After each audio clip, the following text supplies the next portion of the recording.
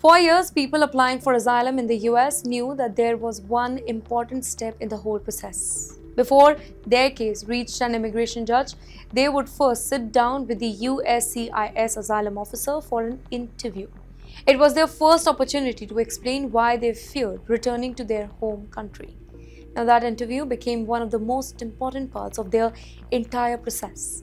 But now that long standing system has changed, and the impact could be felt hundreds of thousands of people navigating the US immigration system.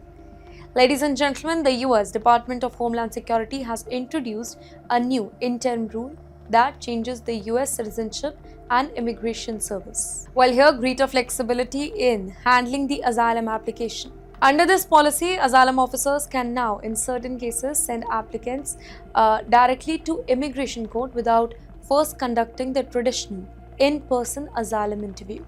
In simple words, some applicants they may now have to move straight to formal investigation court proceeding much earlier than before. And you know why the government has changed that? The answer lies in one word: backlog.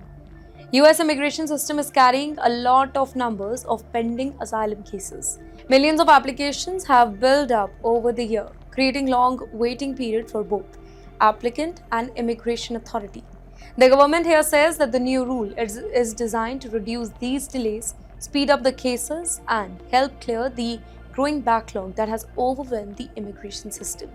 However, critics argue that while faster processing, it may reduce the delay, it could also make the system much more challenging for applicants.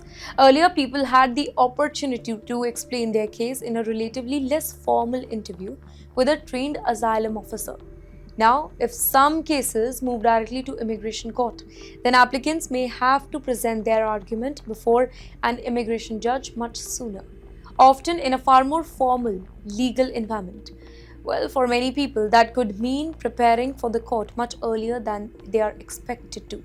And yes, another important issue is work authorization. Many asylum applicants receive permission to work in the US while their cases remain pending.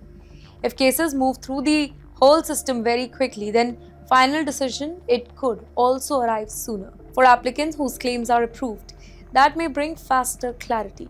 But for those applicants who are denied, it could also mean facing removal proceeding much earlier than under the previous rule.